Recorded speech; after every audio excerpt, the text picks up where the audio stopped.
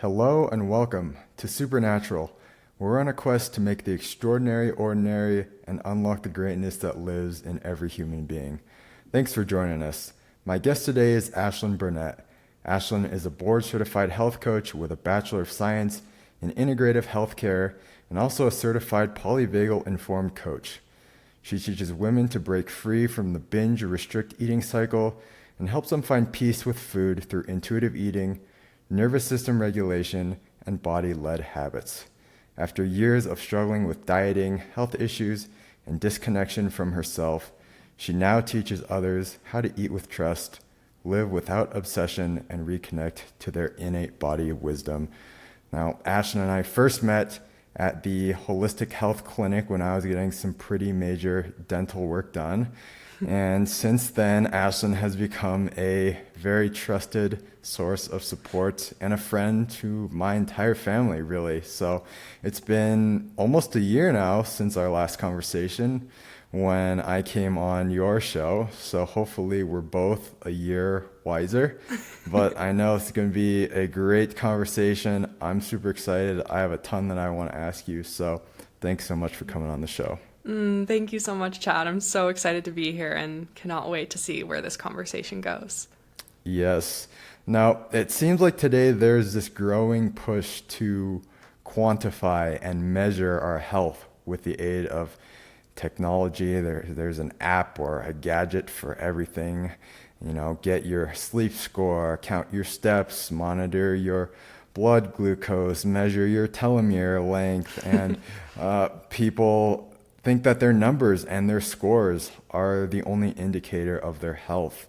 But in my opinion, as a result, we've really become so disconnected from ourselves, from our body's innate wisdom, and from an inner knowing of true health. So what's the problem with quantifying health, and what does true health look like to you? Wow, I love that question, Chad. Yeah.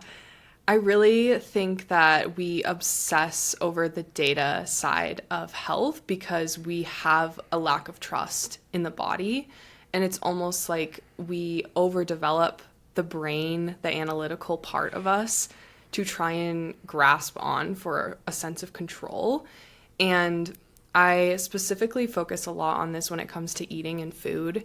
And we see this blowing up all over the world right now with CGMs measuring our blood sugar and calorie tracking apps, and even like AI apps that will calculate your calories in your food now and tell you how much you need to eat. And there's like so much of this focus on if you just perfect your health, if you just perfect the data, if you perfect the numbers, then you can have perfect health. You can be in a lean body. You can feel amazing. And what I found through my own journey, because I'll be the first to raise my hand and say that I was obsessed with the data and the numbers and all the things.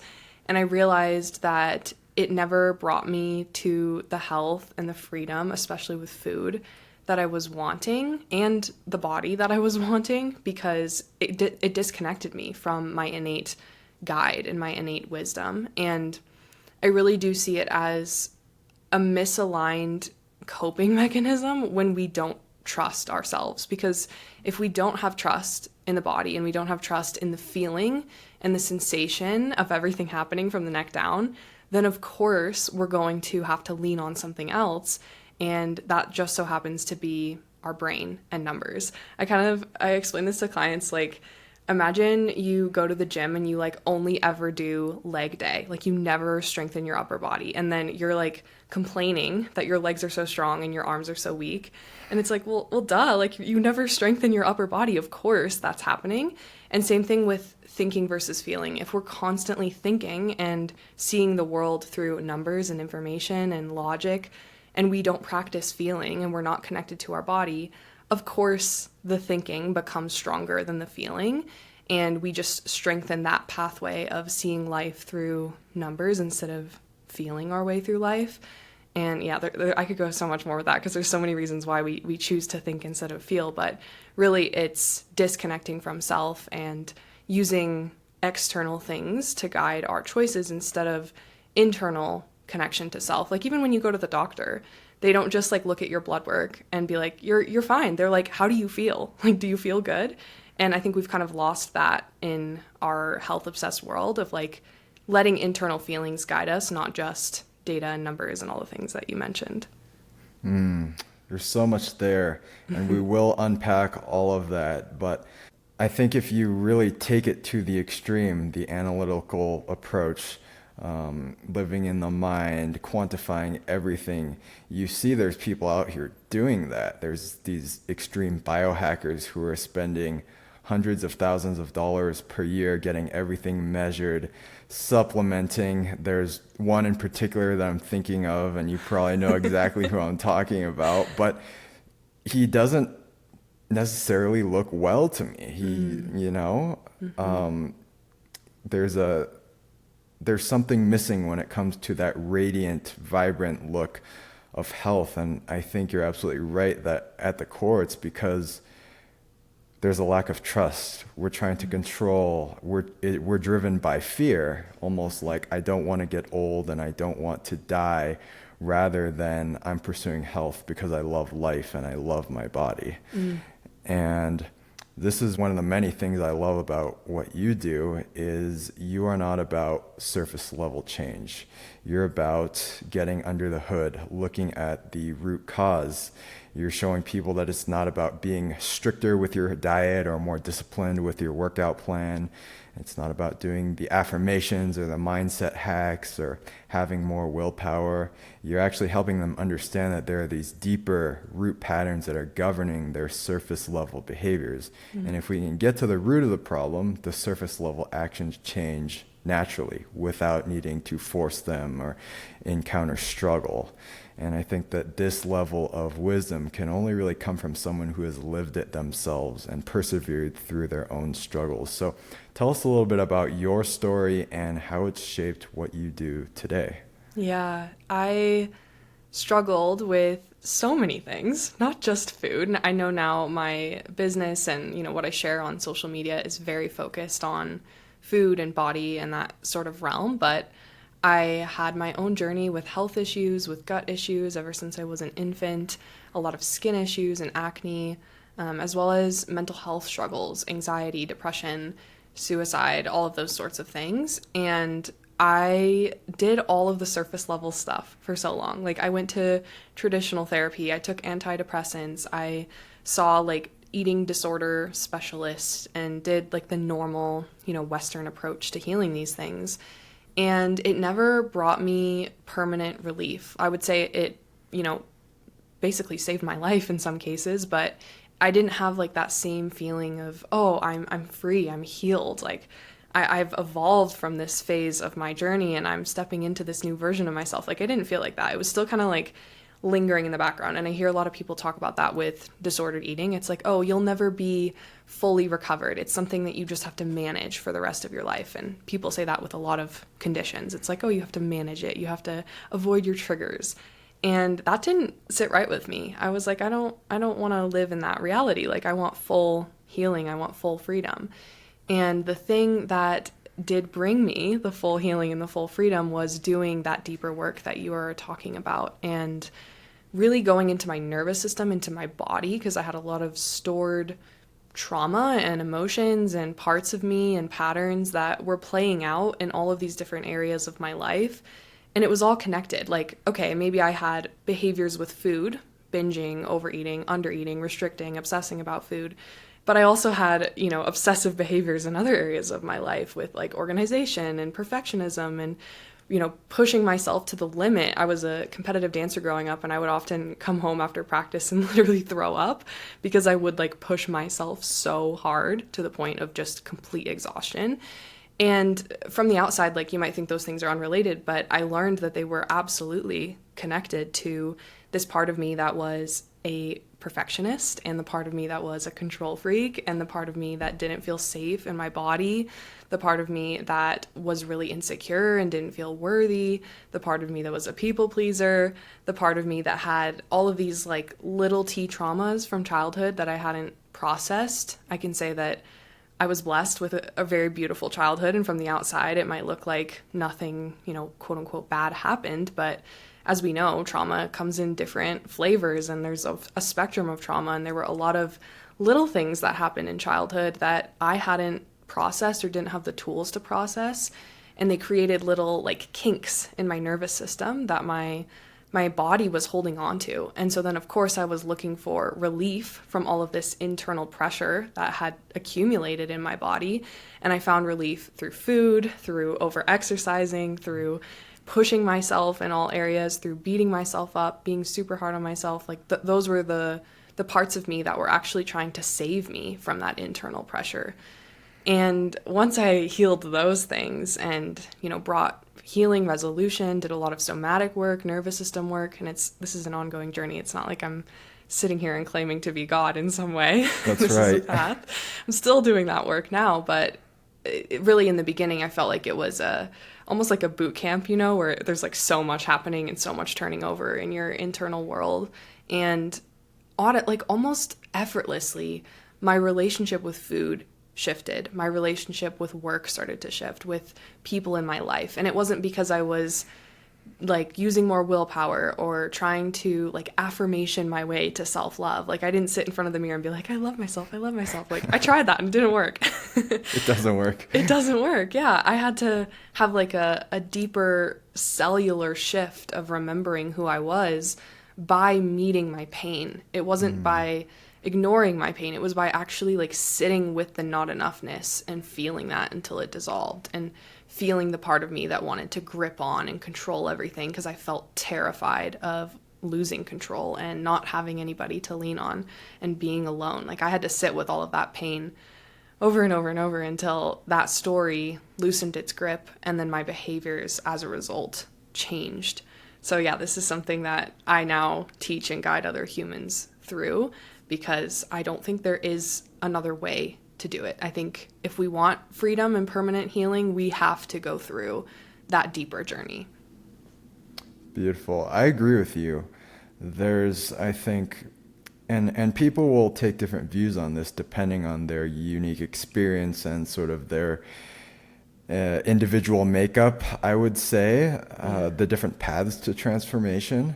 Mm-hmm. Some people say that you can just make it easy and kind of bypass, and maybe that's worked for people, but that hasn't been my experience. That hasn't been my truth. For me, it's like the deeper you go within yourself, you really do have to meet the uncomfortable parts of yourself and integrate that shadow, darker side, and really bring light and love to that. But you can't just think your way to that. You really need to go deep within and do the soul searching, and it's uncomfortable, but it's so rewarding. And so I think our experiences definitely align in that sense, and I'm so glad that you brought up the interconnectedness between the different parts of us, that we are these multidimensional, multifaceted beings who exist as physical beings, but also on a mental, emotional, spiritual level.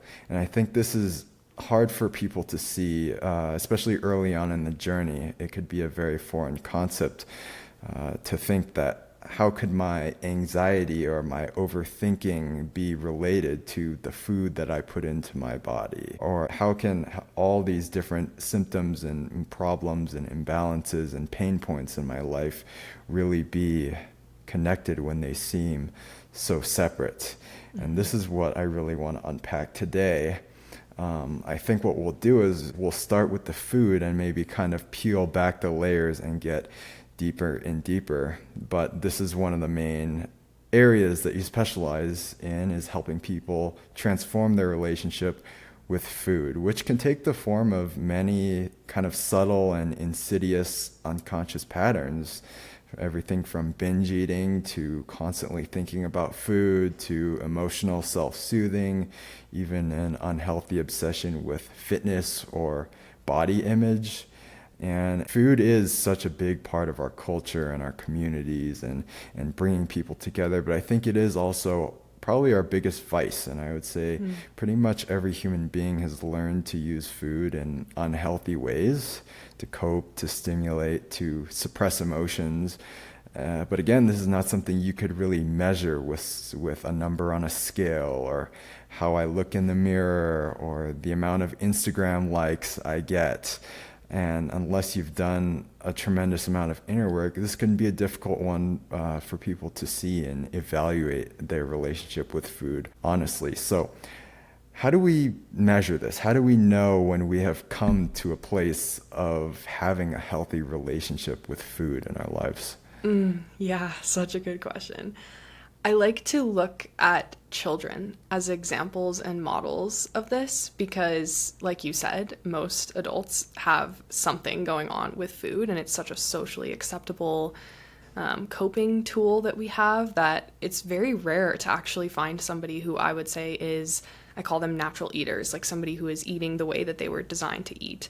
But children, if they've grown up in a home that doesn't have parents who are dieting or struggling with food in any way, they naturally eat in this way, and it's very connected to their bodies. It's not a brain thing. They're not thinking ahead to what they're going to have later on this week, so they need to like pull back now and eat lighter now. They're not like planning their meals according to the clock. They're not, feeling bad about eating goldfish when they're hungry, if that's the only thing that's available. Like, it's very in the moment, and truly the only way we can ever eat like connected to ourselves is by eating in the now, because eating happens in the now. The body, the stomach, the digestive system, it doesn't exist on a future or past timeline. It happens in the present.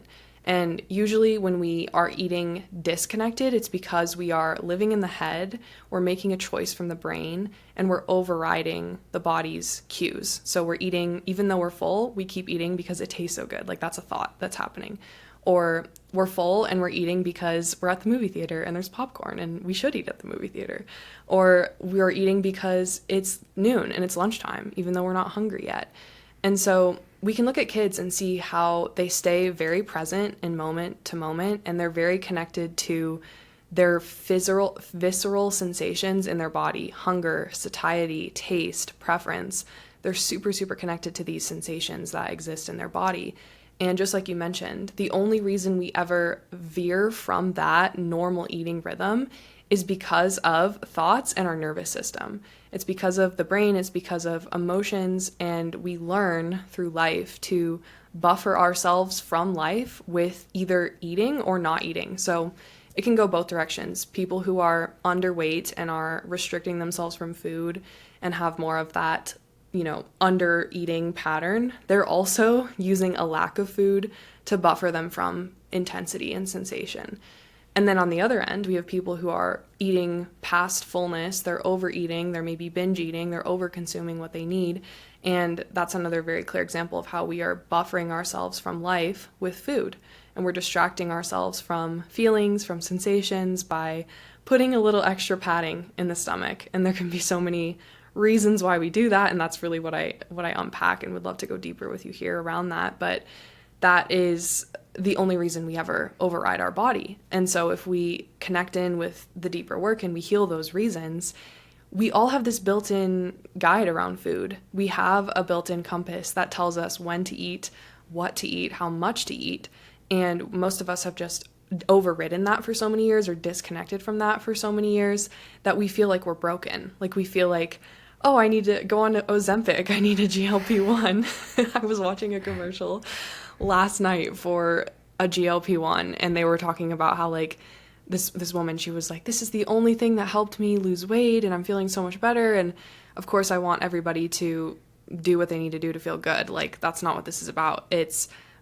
Whenever I see somebody who is living in a body who is over or under nourished, and no judgment, because I've been there myself too, it's always because there's something deeper going on. And I don't see it as like, oh, this person needs a GLP-1 or this person needs some Weight Watchers diet. Like, they're disconnected from their body's boundaries. They're eating when they're not hungry. They're eating past fullness. They're, ignoring body cues. They can't hear body cues. And so they think they need to like find something outside of themselves to, release weight or change their body, when like the real answer is coming back into themselves and reconnecting with themselves. And it's probably not because you have a slow metabolism or you have bad genes or your blood sugar is a mess. Like, maybe those things could be going on, but 9 times out of 10, I have clients come to me and they're like, hey, I have a slow metabolism. That's why I can't release weight. And I'm like, are you eating when you're actually hungry and stopping when you feel spacious and nourished? And they're like, no. And I'm like, okay, well, let's start there and let's see what happens. Because even if you have a slow metabolism, if you're connected to your body and you're eating within your body's boundaries like kids do, your body doesn't want to carry excess. Your body doesn't want to be unhealthy. So I know I kind of went off on a path there, but kids are really a great example of how we are designed to eat. I love that answer. And absolutely, the body is so intelligent and it knows exactly what it needs, it knows how much it needs, it knows how to bring itself back to homeostasis.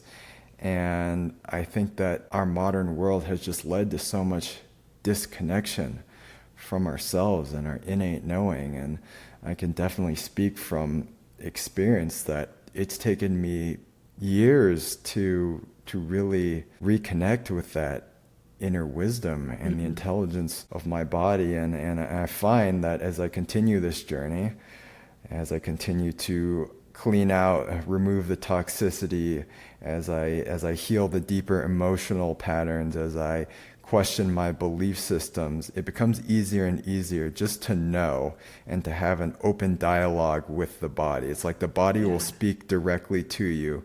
It'll tell you what it wants to eat, when to stop. It'll tell you how much sunlight it wants, how much movement, everything to continue its healing and up-leveling. And to me, that's returning to a true relationship with the body, when you can get to that place and just trust that it might not make sense to my mind. Like, okay, why is my body telling me that I want to fast today, that I don't want food, when my mind is telling me I want all the food in my pantry or my fridge? Yeah.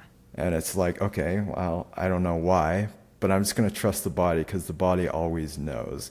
Yes. And like I said, it's taken me a long, long time to return to that place. I think we all kind of come in with that level of knowing when we're children. But to me, that's true, what you called natural eating, or I think what you could term intuitive eating. Now, I think intuitive eating has become this trendy thing online where everybody is saying, I teach intuitive eating, and a lot of times it's not. And I've seen on social media, you're not afraid to criticize this. So I'd love for you to explain, what is the problem with the idea of intuitive eating in so many of these communities, and what do you advocate for instead?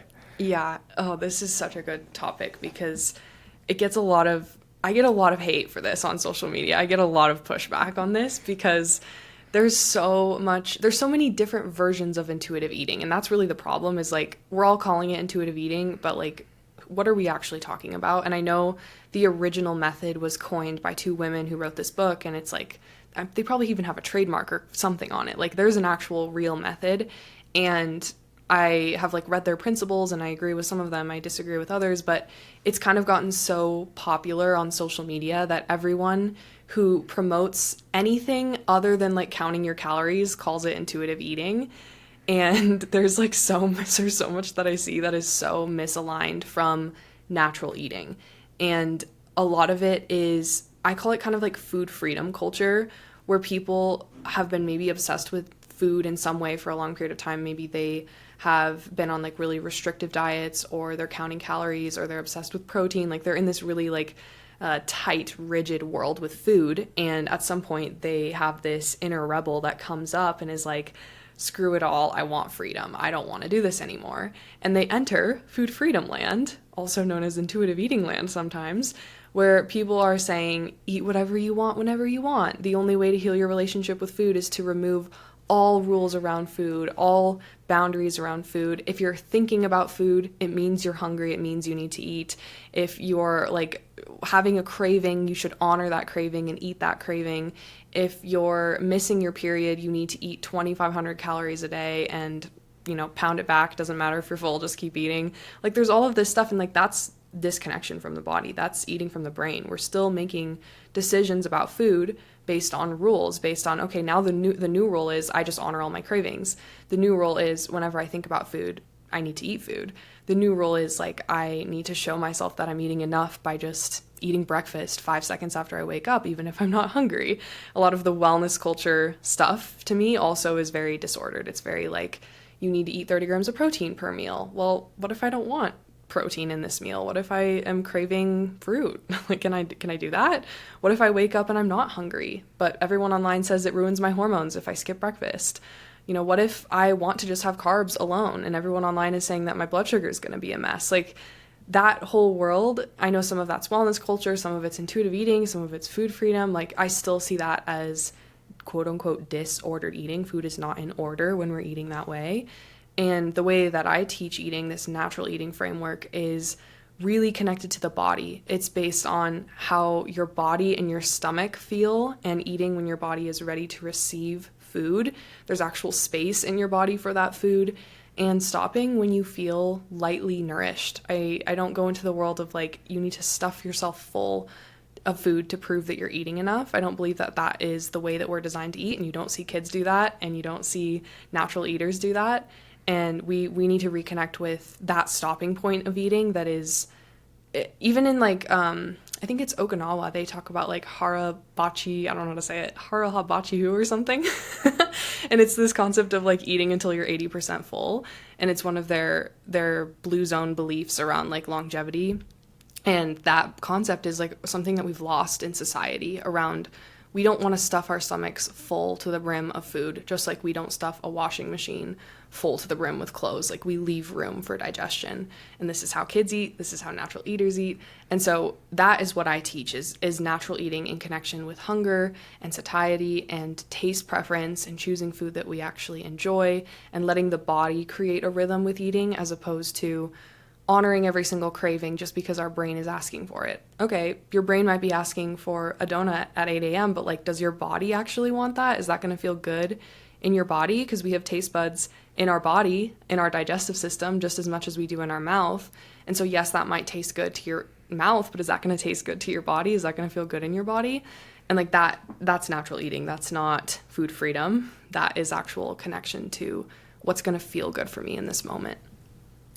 Yeah, I love how you describe this concept of freedom. And I think that people associate freedom with this reckless abandonment of rules, and freedom equals the absence of all structure. And they think I'm just going to be free and wild and be a rebel. And as you said, that's not true freedom. That's bypassing freedom without doing the inner work to uncover why you don't feel free in the first place. Yes. And I have a coach who talks about the difference between freedom from and freedom to. So are you pursuing food freedom because you're running away from your own fears and insecurities and unworthiness?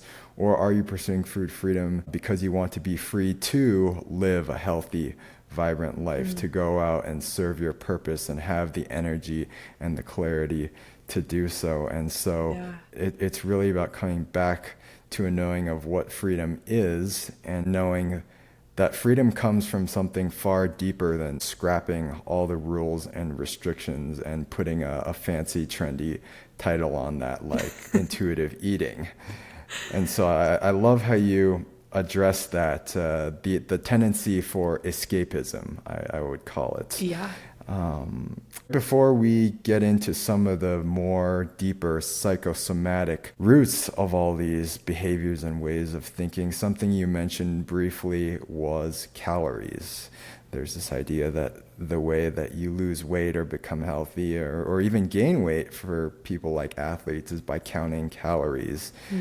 I know I've seen you also speak about the calorie myth, but do you believe in calories and the way we measure calories to begin with, or do you think that's a flawed model?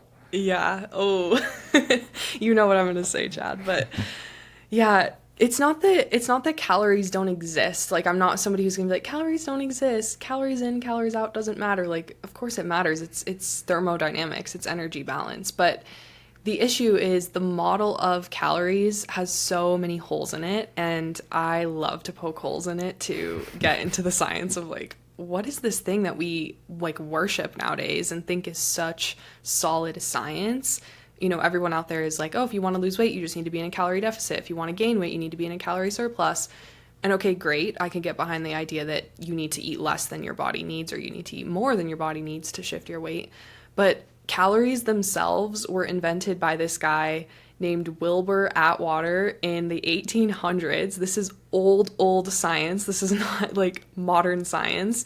And he took foods and he put them in this container inside another container inside a thing of water, and he lit them on fire, and he measured how much heat was produced to figure out like how much energy is in this food.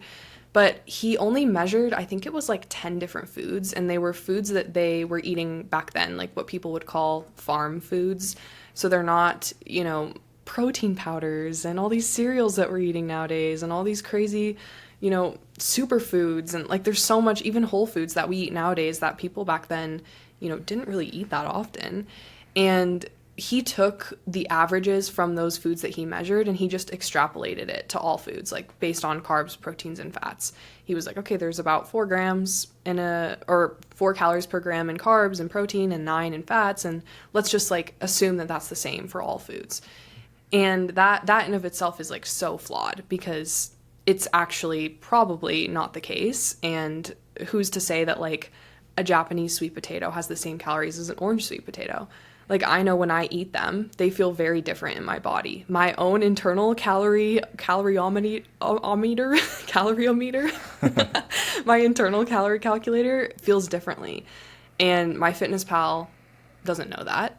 And then we go even further with this, that our unique bodies digest and absorb calories differently depending on our microbiome and our metabolism and our thyroid and our muscle mass and our liver health, and the way our nervous system is actually feeling in that moment affects how many of those calories we absorb and break down. And then when we combine foods in different ratios, it impacts it. So if we combine carbs with fiber or fat with fiber, it's going to change it, as opposed to if we just eat fat alone. Fiber is going to bind to some of those calories and they're not going to get absorbed as easily in the body. If we cook food, we change the calorie amounts in it. If we blend food, if we chop food, like there's so many variables here. And this is when people say, okay, I'm counting my calories perfectly, I'm tracking my calories, and like my weight isn't shifting either up or down depending on what they're wanting. And I always say, like, that's because you could count and weigh and measure perfectly, but you have no idea what's happening once that food enters your mouth. You have no idea if those calories are even accurate on the label in the package. They can have a 20% margin up or down. And so there's so much gray here that doesn't get accounted for with calories. However, the solution to all of this is your body has a built-in calorie calculator. Your body is so much smarter than MyFitnessPal or Chronometer or any app that you're using. And it knows exactly how many calories you're eating, you're absorbing, you're breaking down, whether the food is lightly cooked, very cooked, blended, chopped, whether you're combining it with other things. Your body has nutrient receptors in your digestive system that break down food and literally like add it up. I mean, it's not numbers, but it knows how much your body is eating. And then it communicates that information to you in the form of physical feelings like hunger, satiety, fullness, taste. And so your job isn't to open your phone and check your app and see how many calories you have left. Your job is to connect in and ask myself, how am I feeling right now? Is my body asking for more food, or am I okay? Is my body hungry, or is my body full? Is this food tasting good to me anymore? Or does it taste kind of mundane and average, and that's a sign that I can stop now? So it can be really freeing. This is the real freedom, because we're not abandoning rules. We're not abandoning boundaries. We have built-in boundaries with food coming from our body, and we're actually surrendering into them. We're acknowledging, okay, my body actually has this figured out more than I ever could, and therefore I'm going to actually let go and trust something bigger than me, trust that my body knows what it's doing. And that is a boundary with food. It's just not coming from the same obsessive mental place anymore. I love how you describe that. And I'm with you. I think even early on, before I really knew anything about health, before I started this journey, I sensed that there was something very wrong with the calorie model. I remember when I was an athlete, when I was a hockey player, I'm a little guy. I played at like 155 pounds, but in the off season, when we're training hard, trying to build muscle, I would be eating, counting calories, like 4,000 plus calories a day to maybe put on 5 pounds over the summer. And I would look at my teammates, these big 200, 220 pound guys who would be eating a bowl of cereal for breakfast, a turkey sandwich for lunch, and 2 chicken breasts and some broccoli for dinner. Mm-hmm. And they would tell me, I can't lift this heavy because I'm putting on too much weight. And I'd be like, what do you mean? You're eating like 700 calories a day. Uh-huh. And they'd go, no, I've put on like 20 pounds this summer.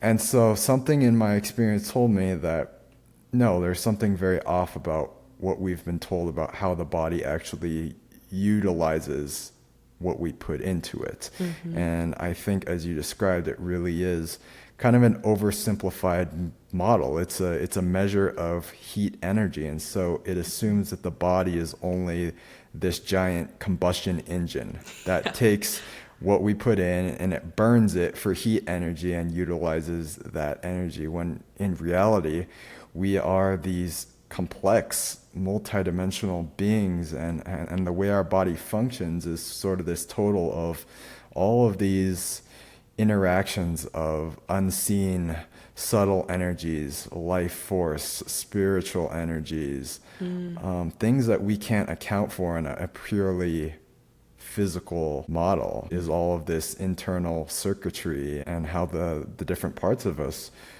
work together. And kind of what you said earlier is 100-calorie apple is not the same as 100-calorie granola bar that's been sitting on the shelf for a year and a half. Yeah. The apple is a living food. It's got life force, it's got enzymes, and when we put it in our mouth, the effect it's going to have is immeasurably different. Yeah.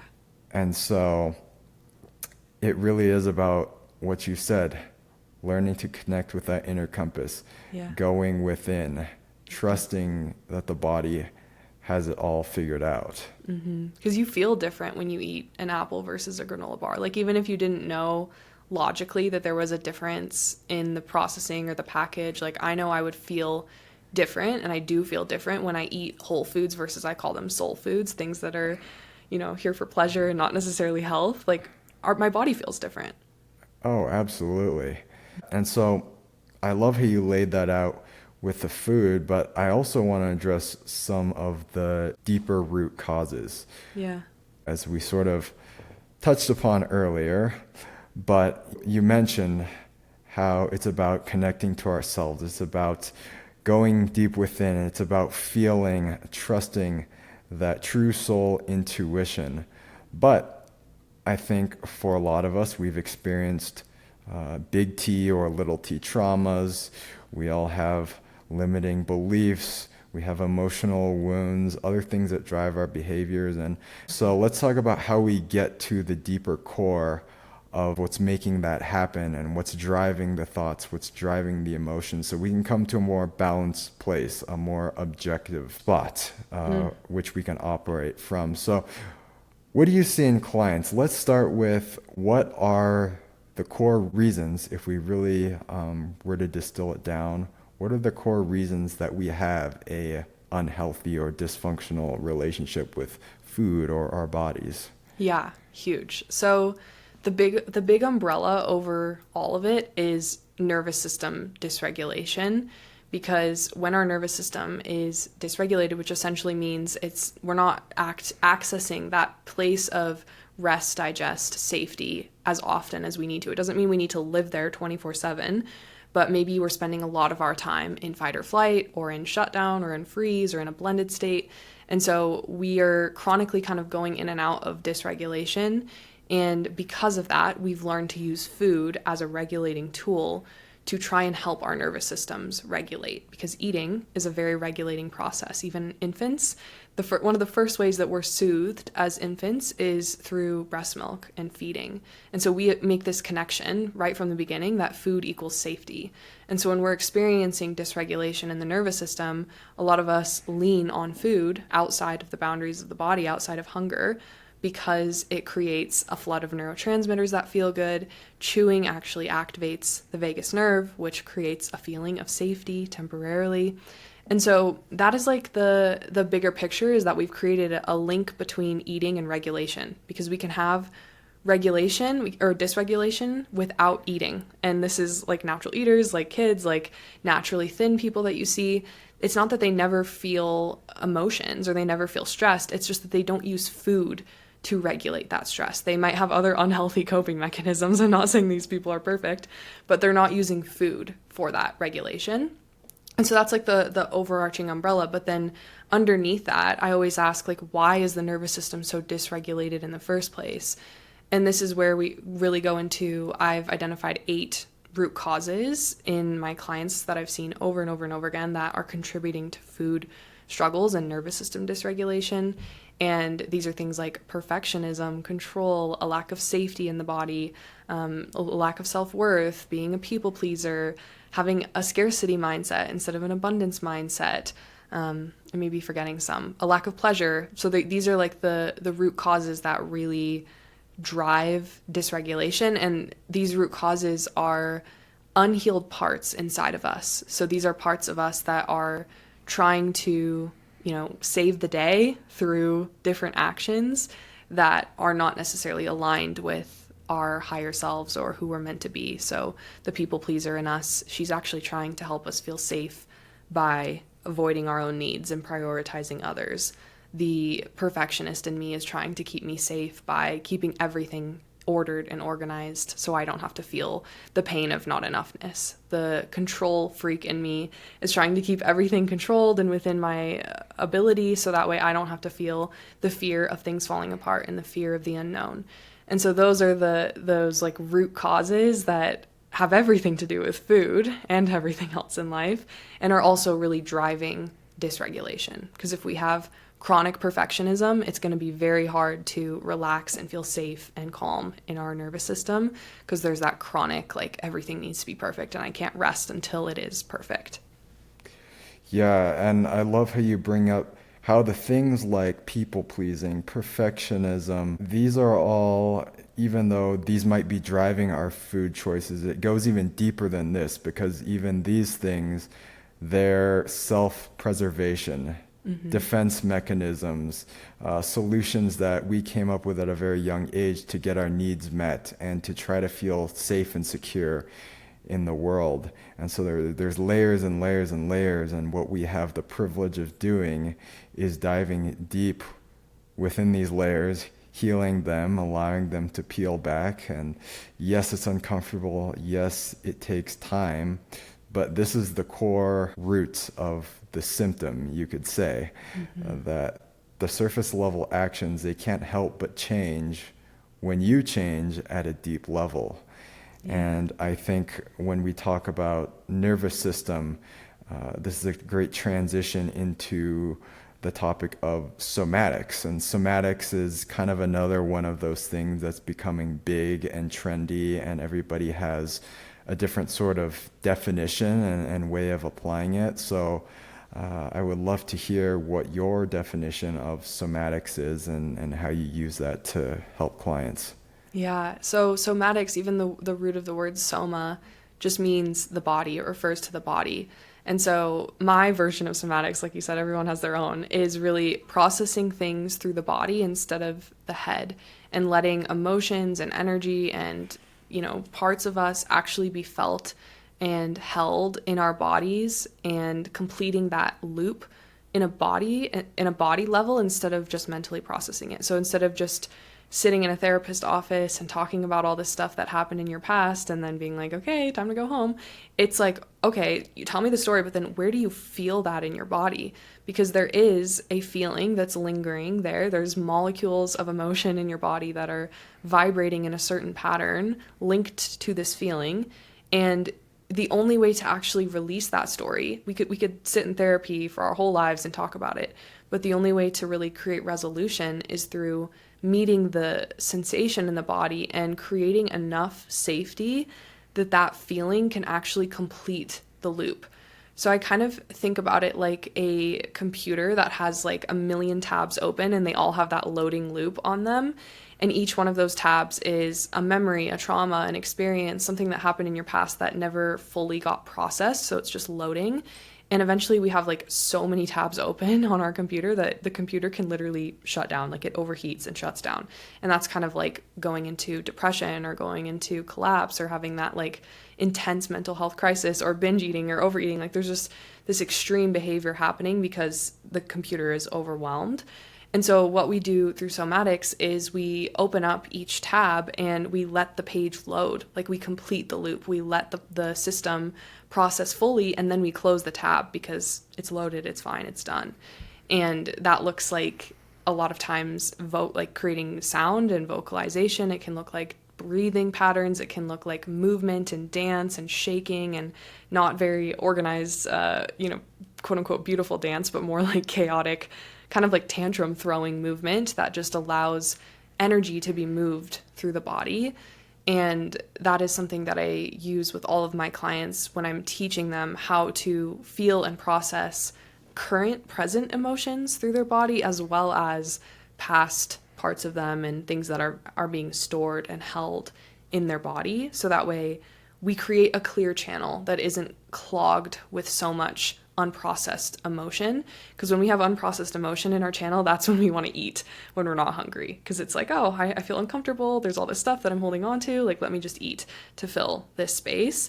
Versus if we know how to feel somatically and we know how to clear our channel constantly every single day, there's not this urge to, fill our body with so much food, or the opposite, an urge to not eat because it feels too overwhelming. There's more of that deep connection to that normal eating rhythm because the channel is clear. That makes so much sense. And I love how you describe that. I think it really is, at its core, to me, somatics is about separating the sensation from the story, the actual sensation in the body from the emotion. And it's teaching people that rather than getting stuck in the head thinking about their problems or running away from their anxiety, depression, if you really help them to feel into it and be present with the feeling, they come to the realization that, oh, wait, what I call anxiety is really just this thing that I'm feeling in my body. And if I really break it down, it's, okay, maybe I feel a little tightness in my chest. Maybe I feel a contraction in my gut. Maybe there's some heat radiating from my cheeks and my breathing increases, but actually I'm okay. I'm safe. It's safe to feel those sensations in the body. And what was really causing all this fear and resistance was this story that I don't want to feel anxious. I don't want to feel unworthy. I don't want to feel rejected. And just that breakthrough alone can be life-changing for people, learning to separate those things out, to know that it's safe to feel unsafe, that when you really actually embrace the feeling and allow it fully, only then does it dissipate and process fully and kind of complete that loop. I love how you describe that it just wants to complete its natural loop, and when it's done, it's done. The emotion passes, because really thinking and being in the head is just a way of avoiding feeling. And I see that so often with overthinkers is, okay, what are you trying to avoid by overthinking? What's the emotion that you're not allowing yourself to feel? And this is why, just like you said, things like therapy can just keep people in the loop of overthinking without really resolving the problem. And it takes so much energy to repress those emotions and hold them down. It's like trying to hold a beach ball or a basketball underwater. Eventually it's gonna come up. It's gonna break through the surface, and you're gonna face your stuff one way or another. But the more you allow yourself to process the emotions through the body and release, you actually experience this freeing up of your own energy. And now you can pour that into creativity and fun and relationships and work, whatever it may be. Yeah. Yeah. Everything you said about the feelings as sensations is so spot on.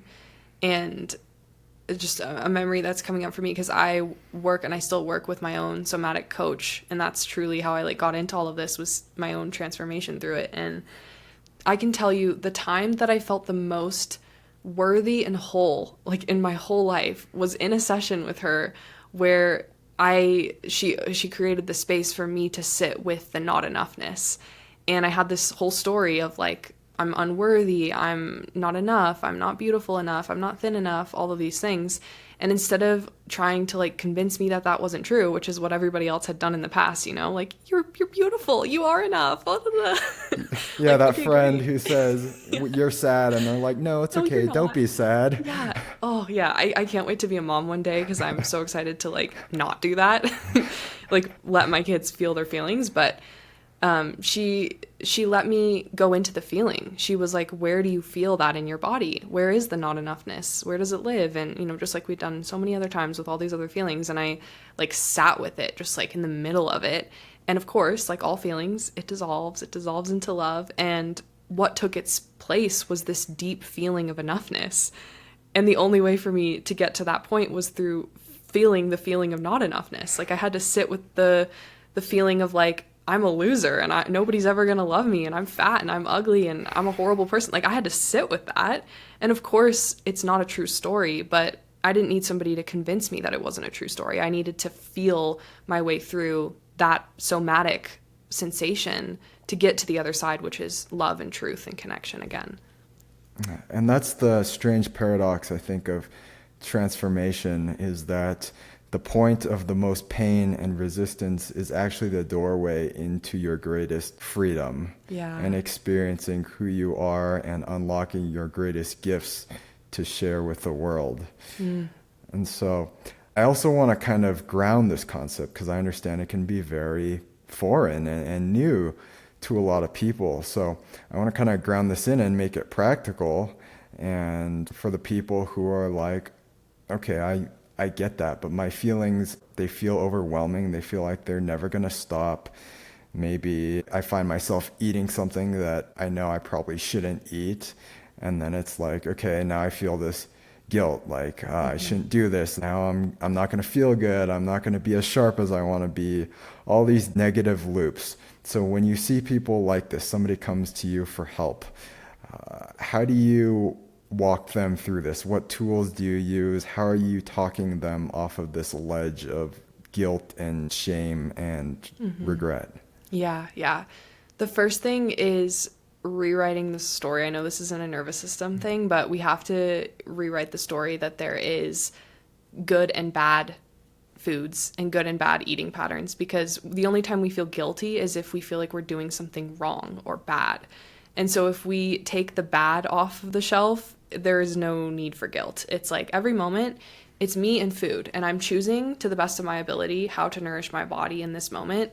And if I had no rules around food and there were no bad foods, I would never feel guilty for eating. And so it's because most of my clients come to me with a whole long list of food rules. These are the foods that I should be eating. These are the foods that I shouldn't be eating. These are foods that are good for me. These are foods that are bad for me. And of course, this is another thing that I hate about intuitive eating. It's some people will say, all foods are equal. All foods are neutral. And I don't agree with that. There are foods that are better for our body than others. That's a known fact. Agreed. However, we can have emotional neutrality with it. And we can see, I call them soul foods, foods that are maybe not as healthy, quote unquote, but they nourish a different aspect of us. They nourish the nostalgic part of us. They nourish, the soul part of us that is here to experience all the little parts of earth and pleasure in those ways. We can see those foods as having a positive value in our life, even if the value isn't contributing to health. And so it's not that foods are not healthy or unhealthy. It's just there's body foods and there's soul foods, and we don't need to feel bad about eating soul foods when it's coming from a connected, aligned choice. because we can eat soul foods disconnected from dysregulation, from parts of us that are trying to seek relief in food, or we can eat it from regulation, we can eat it from connection, we can eat it because it truly does feel like a loving choice to make, and I'm hungry and my body has space to receive that food. And so that's the first thing with getting out of that guilt pattern. But then deeper than that, with like, where do we start with the feelings and all of that? Before we even go into feeling our feelings, it's really important that we have a sense of safety in place, or at least we're working towards building safety. Just like how we don't get in a car and we don't buckle, like everyone says safety first, like buckle up. You got to buckle up before you go in a car. It's like we have to have some baseline of safety in the nervous system before we start venturing into this whole world of feeling our feelings and processing stuck emotions and all of that. Because it's amazing, and it can be very overwhelming, like you said. It can be a lot. It can bring up a lot of memories and suppressed things, and we have to know what we're doing. Like, we have to have some navigation in place. And so where I start with my clients is always with the safety bucket and putting things into their nervous system, into their life, into their routine that act as anchors that help create little micro moments of regulation.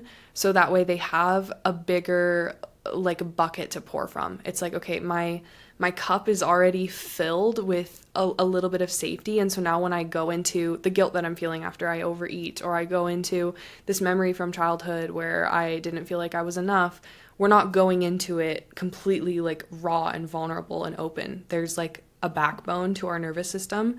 So I know this is not very tangible and practical because it's so hard for me to explain it without like giving away everything that I, charge customers for, but that's essentially this is it's important stuff for people to understand, like what's really going on. Because I think a lot of times if you just give the practice, people are like, it seems too easy. Like, why am I paying for this? Yeah, totally. But so I think it's as important, the prerequisite knowledge of what's really happening in the nervous system. Yeah, exactly. Because I think that's a common thing that's happening online right now, is there's so much talk about nervous system regulation and feeling your feelings and somatics, and people are like trying to do it on their own, which I'm always an advocate for hiring a coach or a therapist or a support person. Like, this is what I do. This is why I still work with my coach, because you need to have somebody to hold that container for you when you're venturing into these worlds. Yeah, there's a level of transformation that happens with another person in a container that you can't get to and you can't access within yourself. And I continue to find this as well. There's just something powerful about the transformation that happens. But I didn't mean to cut you off. I feel like you're right in the middle of describing sort of your process. So, feel free to continue with that. Yeah, I think just the importance of having, like you said, a support system, because that is a form of safety. When we're talking about creating a foundation of safety before we go into all of the stuff that needs to be healed, community and co-regulation is one of the biggest feelings or cues of safety to our nervous system. Like, we have evolved to be in connection, to be in community. And when we feel held by somebody who is giving their undivided attention to us and is like a safe, loving person that we feel safe around, instantly our nervous system relaxes a little bit. Like, it's something that happens automatically. And so just by being in a container with a coach or a therapist, like, you're creating a little bit of safety, which is going to give you more of that ability to navigate those suppressed feelings and those things that are coming up and actually have healing and resolution instead of just feeling like you're kind of stuck in that loop. Yeah. And it's kind of that thing, like your body and your mind will only allow things to come up to the degree that it feels safe. So the larger container you can create of safety, the more that you'll be shown, the more powerful your transformation will be, the more of yourself that you can access. And creating that safety, it doesn't have to be a hard thing. It could be something as simple as, look around your room and find something that makes you feel nourished, or think of somebody who you really love and you feel cared about. And so they're not these esoteric, super secret practices that we're privy to that other people aren't. But there's just something so powerful about being held by somebody else. I also love how you touched upon the topic of the body foods versus the soul foods. And I'm with you. I think that no, all foods are not created equal. I don't think you can make that argument, but I also don't think it's about being perfect. I kind of view it like a spectrum. Kind of, do you want to be extremely disciplined with the body foods and function towards 100% of your potential? Or, I know for a lot of people, I want to be healthy, but I also want to travel and eat out at nice restaurants and enjoy the pleasures of life. And so I think it's a choice of where do you want to fall on the spectrum in terms of discipline and functionality and being able to be the most that you could be. So what's your philosophy when it comes to balancing discipline with enjoyment of life? Yeah, the ironic thing for me, and I know everyone's different, but this is my story and many of my clients' story, is the less disciplined I was, the more my health improved. And I truly don't think it's because of the food. I think it's because of my nervous system. And it depends on where that energy of discipline is coming for. I kind of like the word devotion more. It's like, if it's coming from this very loving, like, I'm so connected to my body, and eating in this very quote unquote clean way in this season of life is what feels so good to me, like, amazing. You're probably going to have incredible results from that. But for a lot of women out there, I know that it's not coming from that place. And this was the case for me. It was coming from I need to eat perfectly so that way I have perfect health, perfect skin, and I'm thin. And it's like that energy kept my health a mess. It kept my gut a mess. I had acne, like my hair was falling out, my thyroid was a mess, because the energy was restriction, the energy was deprivation, the energy was control, it was perfection. It was like me putting myself into a box. And whenever I would go out with friends, I would take my own food, or I would like tell myself I can't have that. Like, there was so much of this depriving energy to it that of course it destroyed my health. Like, I think eating perfectly clean from that energy is so much worse for your health than eating like McDonald's every day, but feeling so calm and connected and in love with life. And kind of like that honeymoon phase of being in a relationship. If you have that energy in your body, I really believe you could eat anything and be fine, because I really do think that the energy and the emotion and the nervous system trumps the physical.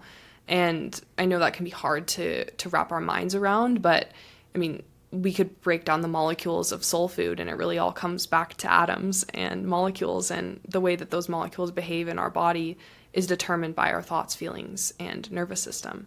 And so I think sometimes just knowing that you can have health and you can have a body that feels good to you, if you want to be lean and slim, like you can have that, you can want that without eating perfectly. Like, it's not like you have to choose either or. You don't have to choose the perfect, rigid, incredibly organic, high quality diet and the health I want, or like for the food freedom world and eating junk all the time and having excess weight on my body that doesn't feel good. Like, it's not like you're picking between the two.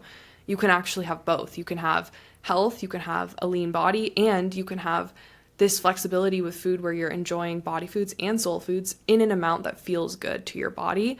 And like, what if that was actually the path to health? Like, what if it wasn't about the perfection, but it was about the nervous system that's guiding your choices more? Wow, yeah. I love the distinction too between devotion and discipline, because I think you're right that discipline does have this connotation that you have to give something up or have more willpower or force yourself.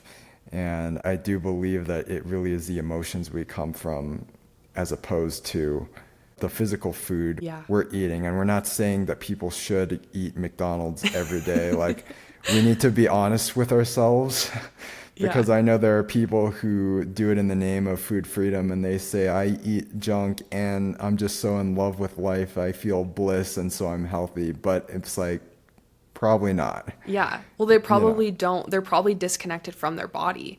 Because if you have a clear connection between the vagus nerve, like brain to body, brain to gut, if you ate McDonald's every day for a year, you would feel awful. Right. Right. So we do have to have some objectivity and be able to evaluate ourselves honestly to to know where our motivations are truly coming from. But Yeah. I think it really is, it does come back to why we are doing it. Are we doing it out of love, or are we doing it out of fear? Do you work Yeah. out because you love your body? Do you work out because you hate your body? Yeah.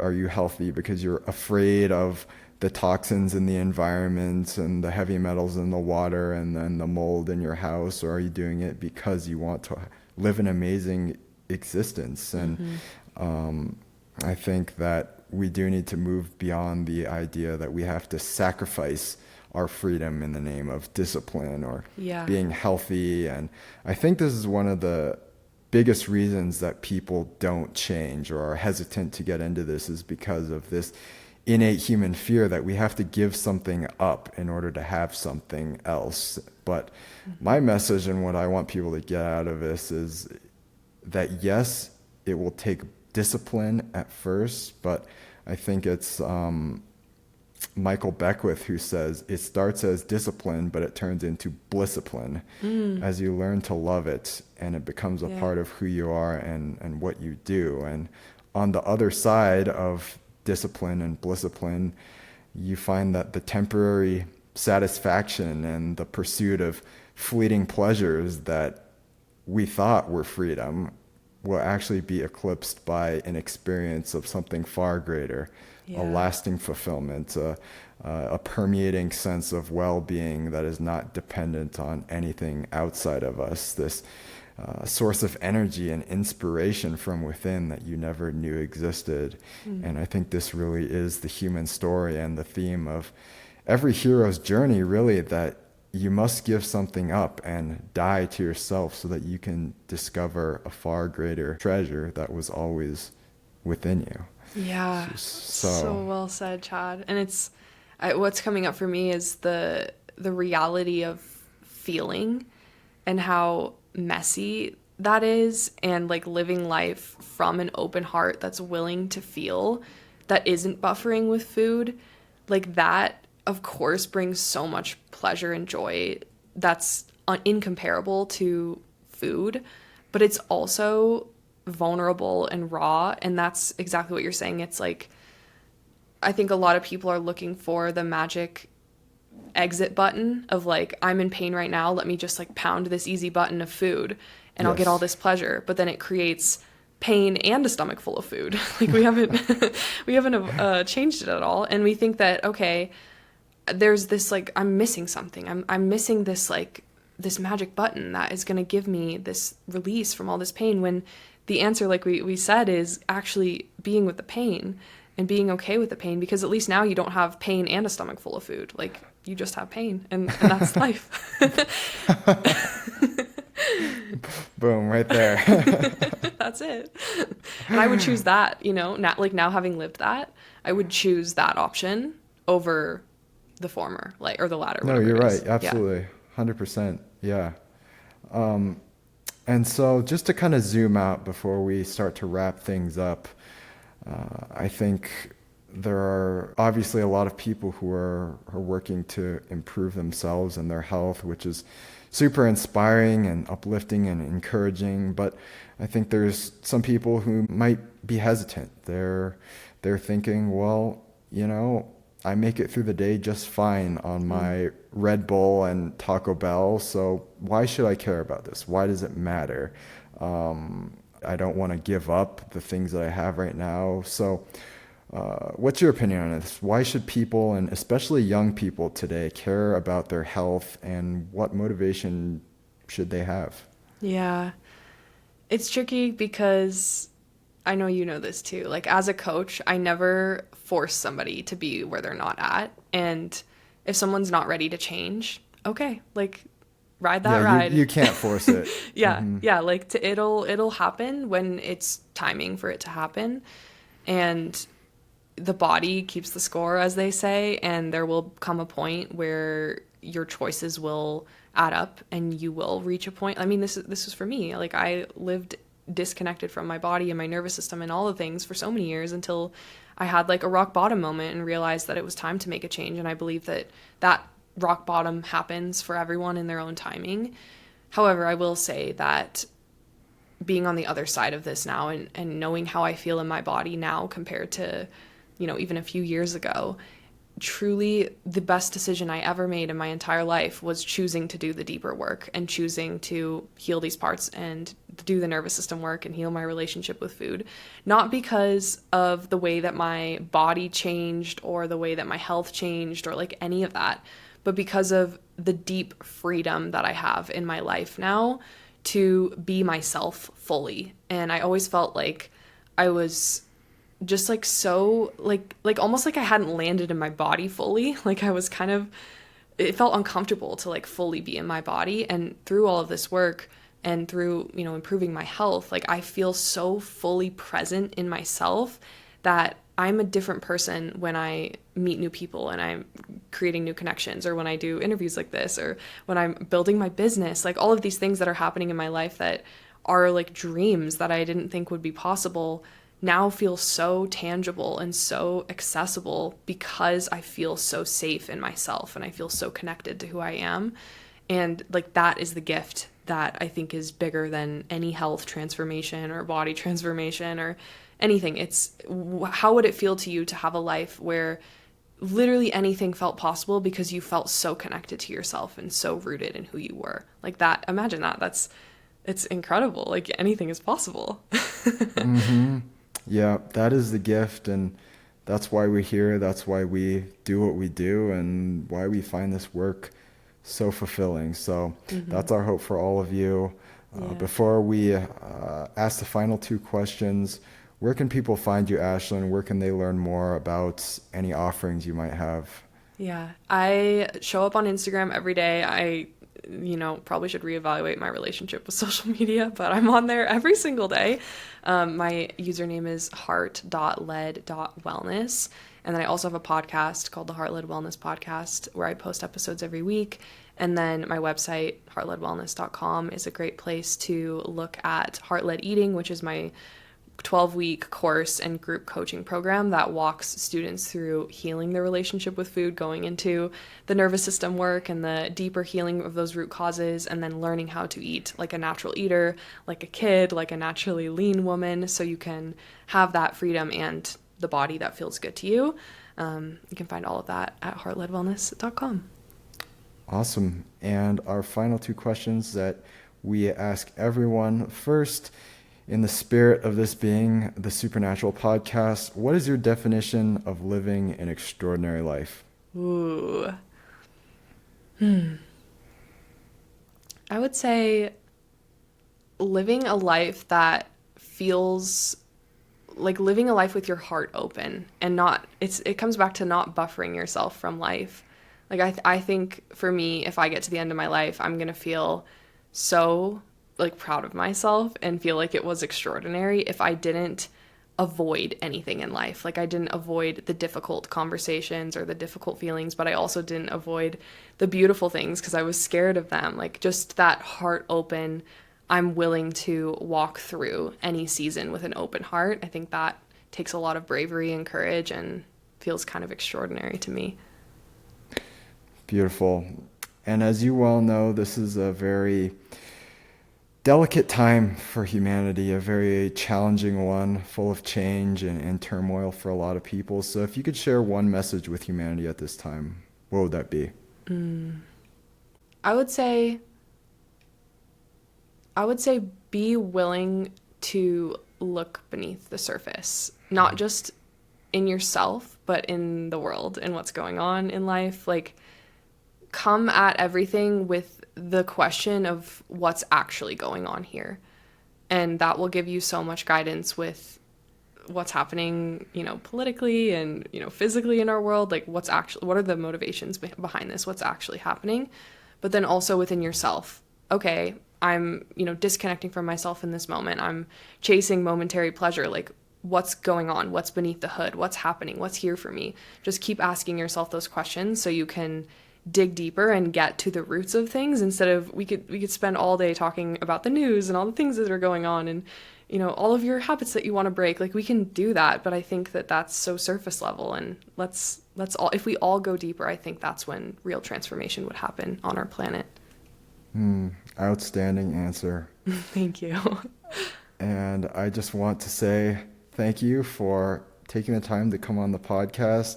This has been an illuminating, nourishing, life-giving conversation. I know I feel very energized and inspired right now. And I learned so much, and it was a pleasure having you. So thank you so much. And we'll definitely have to do this again and continue our conversations. And Absolutely. I am excited to see the work that you continue to do with people and the results that you're giving clients. This is true life-changing stuff. So thank you. Thank you so much, Chad. Likewise, and I feel just as energized, and so I feel like I need to go run right now. So much energy. Thank you. Well, with that, we will sign off till next time. Hope you guys found this conversation inspiring and got some valuable information out of this. If you did, leave us a rating, leave us a review, share it with a friend, whatever you feel called to do. But thank you for tuning in to this conversation. We'll see you guys soon.